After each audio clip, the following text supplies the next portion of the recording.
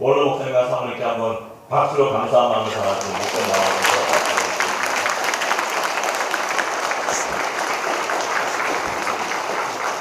감사합니다. 네, 할렐루야.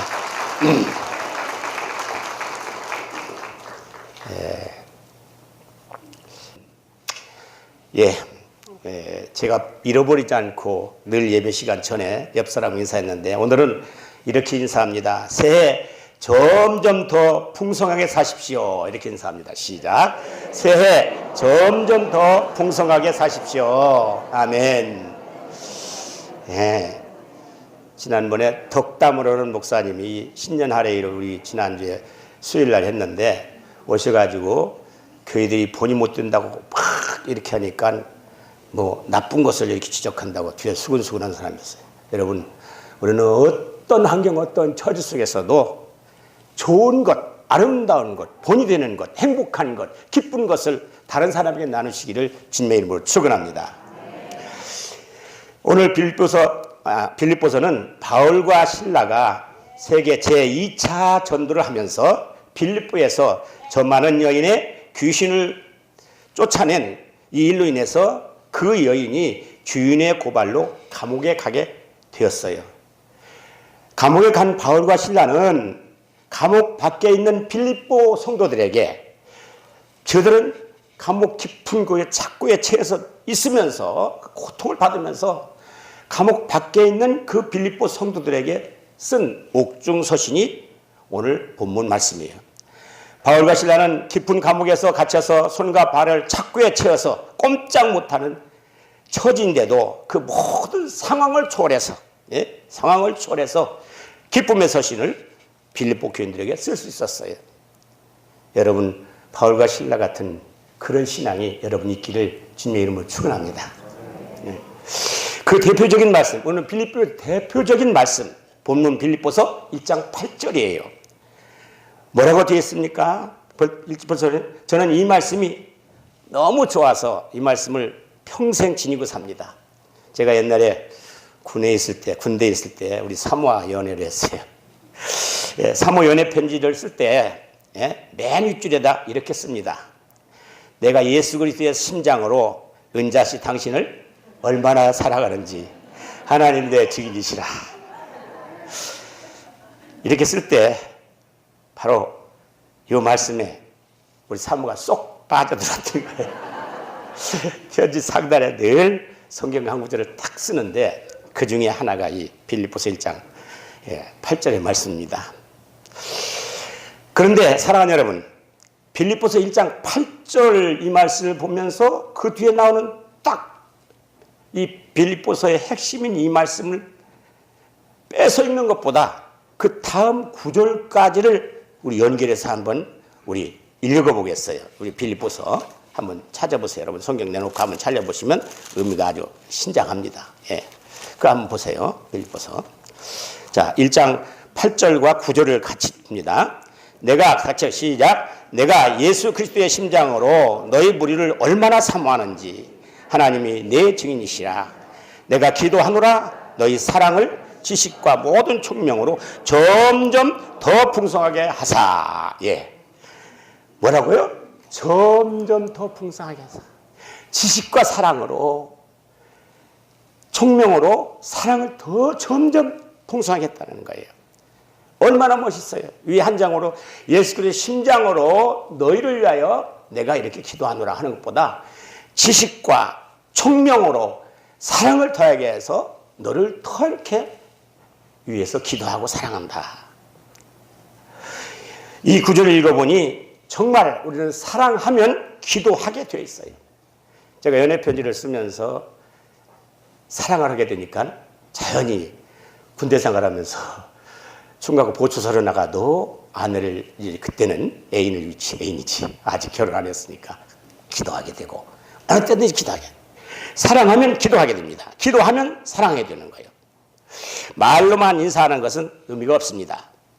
한 예로서 신년이 되어서 만나는 이웃에게 새해 복 많이 받으세요 라고 인사했는데 2시간에 채 못 가서 이런 연락이 왔어요. 아까 인사했던 사람이 교통사고로 병원에 입원했대. 인사가 무슨 소용이 있습니까? 복 받으라고 했는데 병원에 입원해? 예?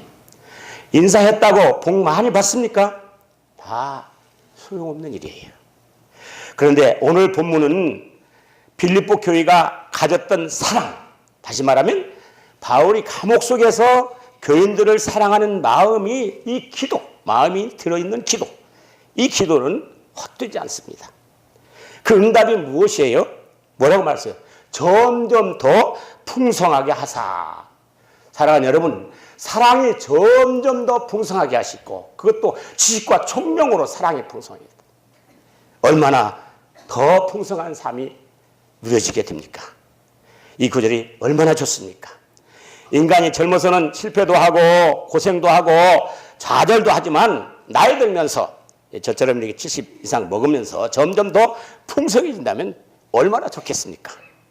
저는 여러분의 인생에 점점 풍성해지기를 주의 이름으로 축원합니다. 신앙생활도 마찬가지예요. 처음에는 믿음도 없고 신앙의 연륜도 없고 사랑도 없고 소망도 없었습니다. 그런데 세월이 흘러가면서 점점 더 영적 생활이 풍성해 가게 된다면 이 얼마나 좋겠습니까? 성경에도 이런 비유가 있습니다. 요한복음 2장에 예수님이 물로 포도주를 만든 가나안 혼인잔치에 기적이 있어요. 어떻습니까? 잔치가 혼인잔치가 벌어졌는데 사람이 많이 밀려와갖고 인간이 만든 포도주가 다 떨어져 버렸어요. 어떻게 해서 잔치를 마치겠어요? 그때 마침 예수님께서 기적을 베풀어서 물로 포도주를 만든 극상품 포도주가 떨어지지 않고 더 풍성하게 나오는 거예요. 사랑하는 여러분, 인생을 살면서 여러분 인생이 뭘 했던 것이 안 될 때, 그때 다 떨어졌을 때, 힘이 다 쇠진했을 때, 그때 예수님 만나시기를 주님의 이름으로 축원합니다. 기적이 일어날 줄 믿습니다. 극상품 포도주가 여러분의 생애가 준비되었을 줄 믿습니다. 극상품 포도주. 이처럼 어려움 속에서 주님을 만나서 주님이 함께하는 인생은 점점 더 갈수록 풍성한 그리스도인들이 됩니다. 저는 이런 관점에서 제 생애를 너는 그럼 어떻게 살았냐, 제 생애를 10년씩 나눠서 70살까지 한번 되돌아봤어요. 제 생애를. 그랬더니 제가 6살에서 7살, 8살 때 얼마나 고생이 많은데, 어린애지만 고생이 많았어요. 먹을 것이 없어서 무밥을 해먹고 좁쌀밥을 해먹고 독세기로 갔다가 훑어다가 죽 끓여 먹고 또 심지어는 6, 7살 때는 저희가 한 7km쯤 떨어진 곳으로 이사가 있었어요. 왜냐하면 그 어떤 그 아버님이 일본에 가서 모집 갔다 왔는데 그 뭐가 뭐 잘못돼가지고 모집 잡혀갔던 일들이 잘못 피해서 가니라고 갔는데 한 7km를 어린 6살 먹은 제가 구록에다가, 구록이란 뭔지 모르지, 요즘 아이들, 어린아이들 구록이 뭐냐 설명이 좀 힘들더라고요. 새끼를 이렇게 해서 이거 있어요. 망태같이 생긴 거. 거기다 물을 잔뜩 치고서는 무밥 해먹기 위해서 그 멀리까지 6살 때 말이에요. 지금 같으면 생각도 못하는 거지. 그렇게 고생을 했습니다. 그런데 보세요. 10세 때 저는 인생에 제일 중대한 시기가 왜? 예수를 믿게 됐어요. 13살 때 우리 큰집 형님 그 이후로 예수를 믿게 됐는데 이때 제 인생은 완전히 주님과 함께하는 인생이 그때부터 시작됐습니다. 할렐루야. 예? 예수님을 만난 13세 때, 특히 18세 때는 제가 이리 공고를 졸업하고 서울로 상경하는 상경이 18살 때.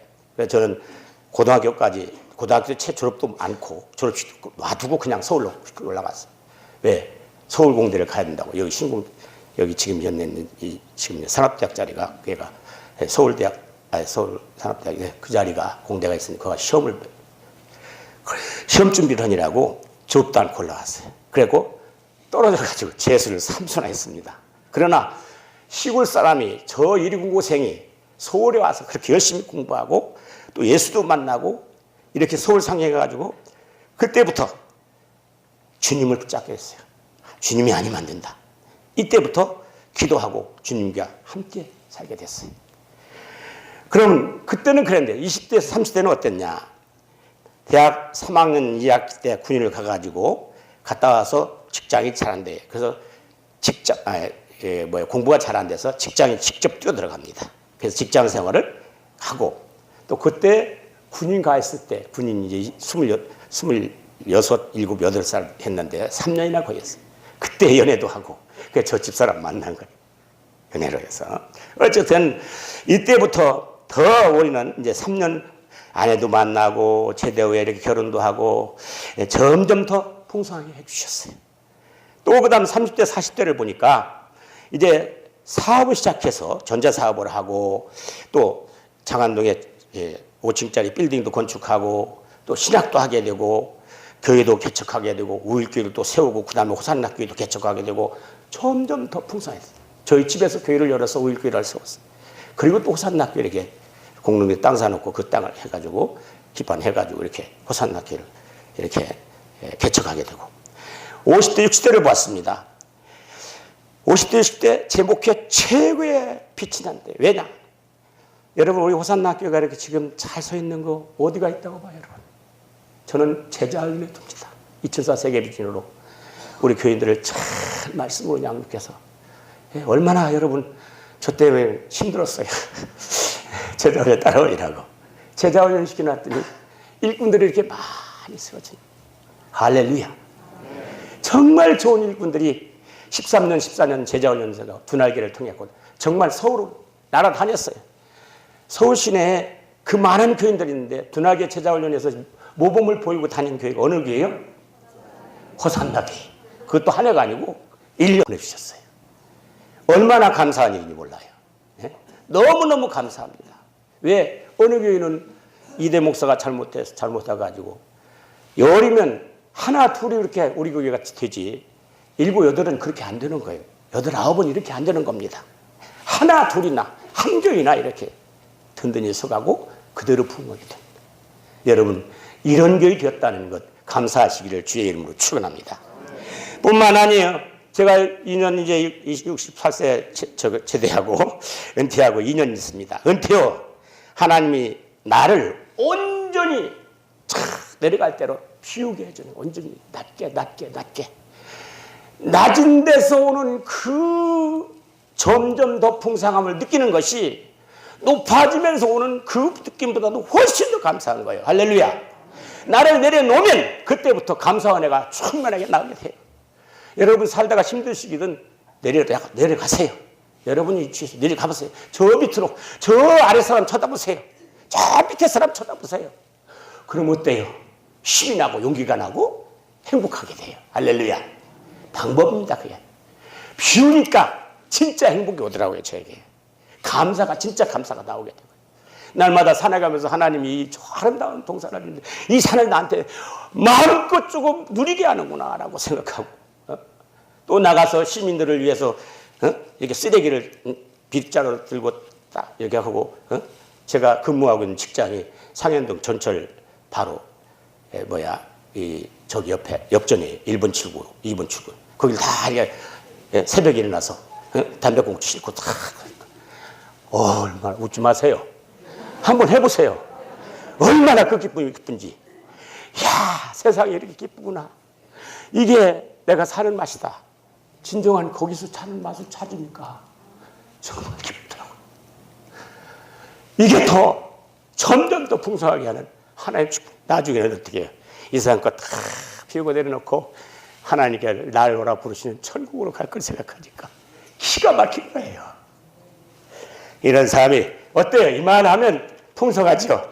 점점 더 풍성한 삶을 우리 호산학교회가 살기를 주의 이름으로 축원합니다. 오늘은 2017년을 보내고 2018년 첫 주일이에요.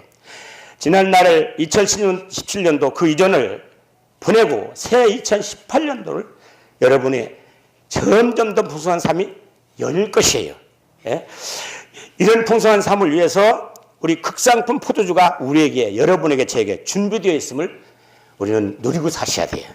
그리고 영적 기쁨과 행복함을 누리고 살 수 있기 위해서 그러한 삶을 바울이 감옥 속에서 느끼면서 빌립보 교인들에게 어떻게 하면 더 영적으로 풍성한 삶을 점점 더 풍성하게 살 수 있고 더 행복하게 살 수 있는가를 가르쳐준 말씀으로 이 시간에 몇 가지로 나와서 짧게 은혜를 받겠습니다. 할렐루야. 첫째, 사람이 점점 더 풍성하게 살려면 첫째가 뭐냐? 사랑이 점점 더 풍성해지는 삶을 살아야 돼요. 옆 사람에게 사랑이 점점 더 풍성한 삶을 삽시다.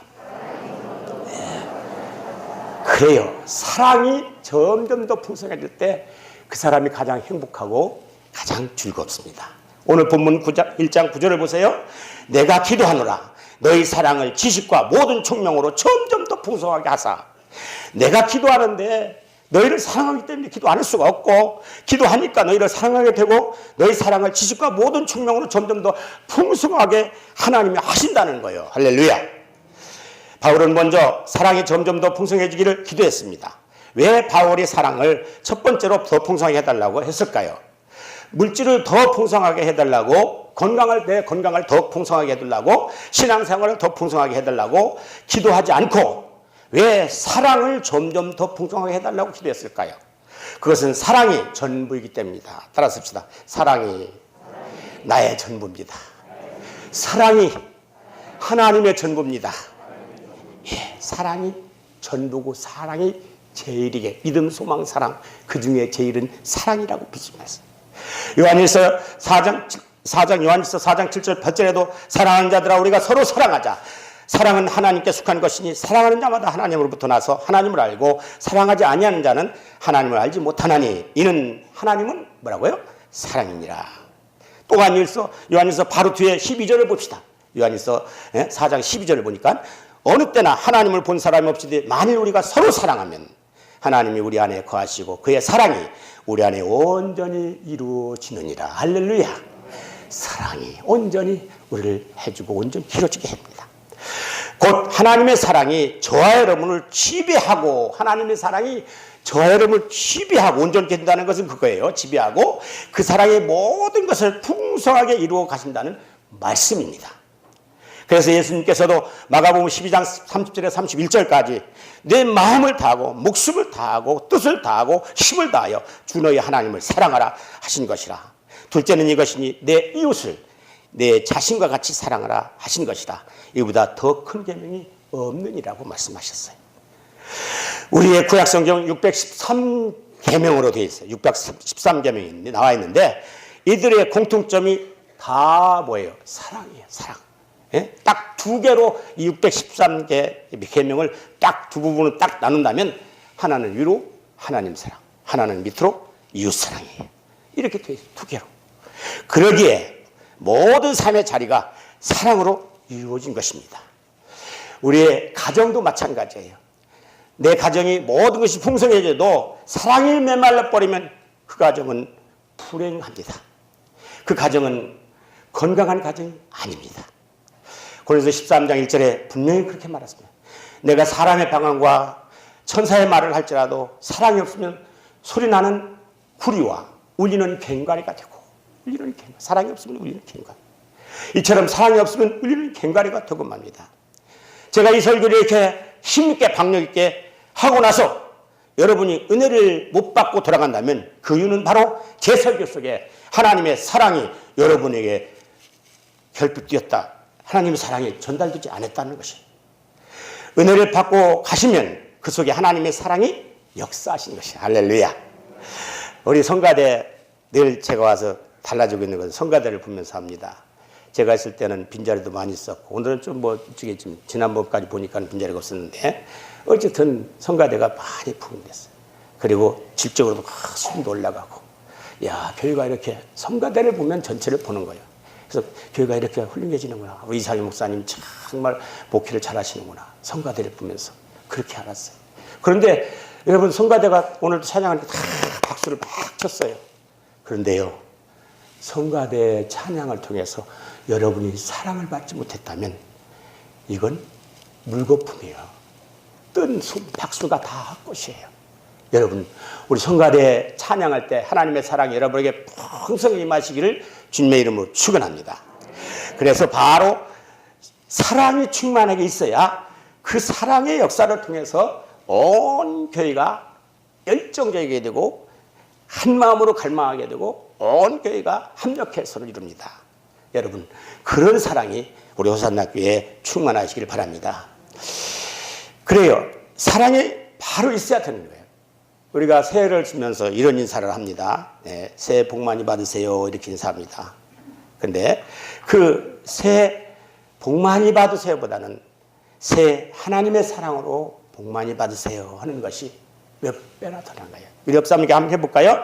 새해 하나님의 사랑으로 복 많이 받으세요.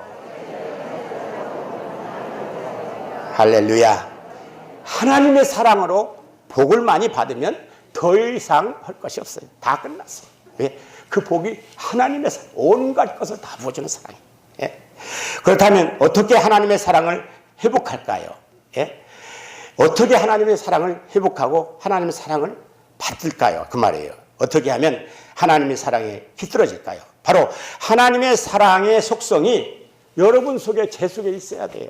그래야겠죠? 하나님의 사랑의 속성이 여러분 속에 제 속에 있어야 돼요. 여러분 하나님의 사랑의 속성이 무엇일까요? 예? 바로 그것은 바로 긍휼입니다. 뭐라고요? 긍휼이에요. 긍휼이 뭐예요? 불쌍히 여기지는 마음.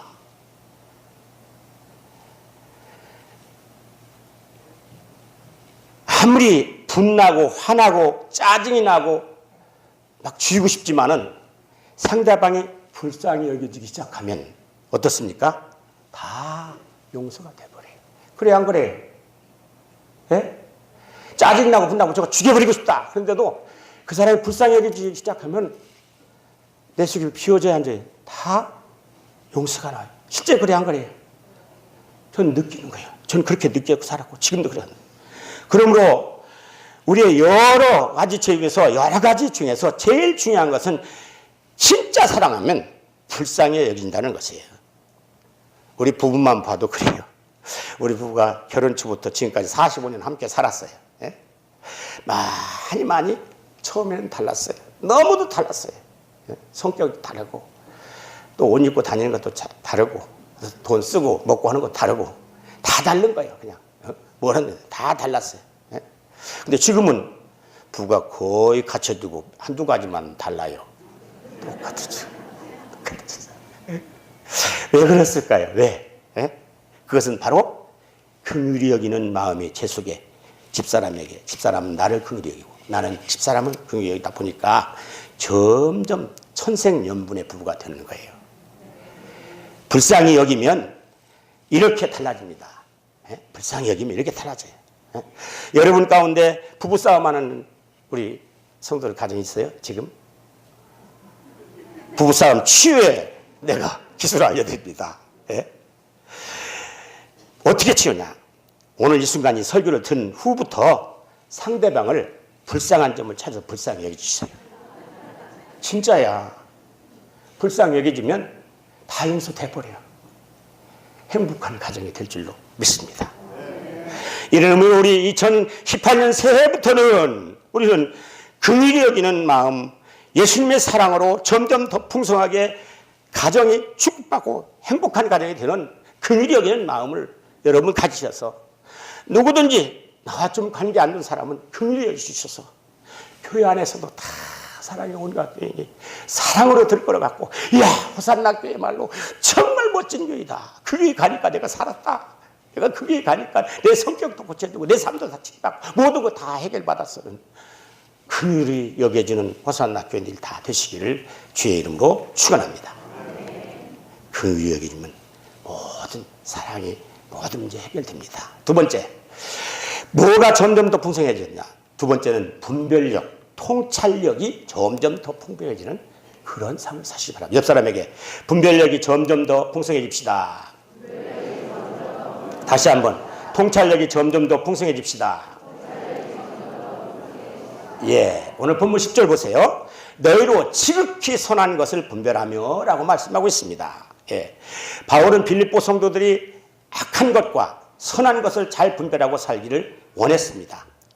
시대가 굉장히 어려운 시대일수록 분별력이 확실히 분명해야 돼요. 통찰력이 있어야 합니다. 시대가 어려울수록. 여러분 지금 정치적으로 우리 한국 입장이 얼마나 어려워요. 근데 이때 분별력이 지금 이북에 손을 내밀었어요. 대통령의 분별력이 또 윗사람들이 분별력이 있어야 돼요. 통찰력이 있어야 됩니다. 저 손을 내미는 것 우리가 어떻게 할까? 정말 통찰력 가지고 있어요. 그러면 정말 멋진 나라가 돼요. 할렐루야. 또 9절에 보세요. 지식과 총명으로 사랑을 더 풍성히 하라고 했습니다. 통찰력은 영어로 보니까 인사이트라고, 분별력을 인사이트라고 합니다. 인사이트가 있어야 합니다. 속을 뚫쳐볼 수 있는, 사이트 바라보는, 안을 해치고 보는, 들어가 보는 거예요. 사이트가 있어요. 그래야 분별력이 있는 거예요. 분별력이 점점 더 풍성해져야 합니다. 통찰력이 점점 더 풍성해져야 합니다. 목표는 통찰력이에요. 우리 이상희 목사님이 가만히 보니까 통찰력이 대단하실 것 같아요. 왜냐하면 처음에 와서 이 교육 한 1, 2년 하기가 보통 어려운 거 아니에요. 다 구설수 듣고 그냥 화로가 있으니까 조바심 하고 막 이럴까 저럴까. 근데 다 언제든지 의연하시면서 깊이 보는 것 같아요. 우리 이 목사님 통찰력 아주 훌륭하시고 많이 이렇게 지식으로 또 여러 가지 쌓아서 영적으로 쌓아서 그런 것 같아요. 우리 박수 한번 우리 목사님. 감사합니다. 예, 통찰력이 있어요. 통찰력이. 한번 봅시다. 영적 통찰력, 육적 통찰력이 점점 더 풍성해지는 그러한 삶을 우리가 살아야 됩니다. 갈라디아 3장 1절에 분명히 그렇게 말하고 있어요. 어리석도다 갈라디아 사람들아, 예수 그리스도의 십자가에 못 박히신 것 너희 눈앞에 밝히 보이거늘 누가 너를 꾀더냐. 예수 그리스도의 복음의 진수를 네가 가지고 있는데 누가 감히 너희를 꾀더냐. 분명히 누가 꾀. 어느 꾀임에도 넘어가지 않기를 주의 이름으로 축원합니다. 복음으로 완전히 무장되어 있기를 주의 이름으로 축원합니다. 복음으로. 예. 바울은 갈라디아 사람들에게 복음의 진수, 예수 그리스도가 십자가에 못 박히고 다시 사심을 확실하거든 누가 너희를 꿰어 넘어뜨리느냐고 말씀하고 있습니다. 사랑하는 여러분, 요즘 얼마나 이단들이 난리치고 있습니까? 이단이 눈만 뜨면 그냥 코를 베가려고 그래요. 예? 미혹되어서는 안 됩니다. 또 여러분 매스컴을 통해서 보이스피싱이 얼마나 끊임없이 우리를 속여서 먹이려고 여기저기 뭐 이거 사라 저거 사라 매스컴으로 들어.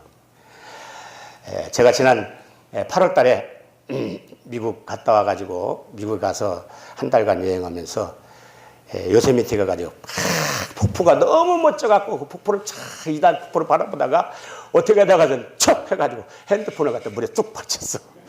폭포수에 내 핸드폰을 5, 6년 쓰던 그것도 교회에서 우리 저 부목사님 제일 좋은 거 해줬었는데 그 당시는 그것도 싹 잊어버렸어. 그때까지 모든 건 싹 한순간에 사라져 버렸어요. 그걸 건지려고 별짓을 다 해봤는데 못 건지겠어. 보이는데 안 건져. 왜? 물가를 싸니까 들어가니까 또 내려가네 내가 밀려가. 그래 나중에 사람들이 그 건져도 못 쓰니까 다 하더라고. 그 왔어요. 그래서 이제 핸드폰부터 사야 쓰잖아요. 그래서 핸드폰을 광교 LG 대리점에서 샀어요. V20 최신형이에요. 그 당시는. 지금 아니야. 근데 이제 벌써 아니야.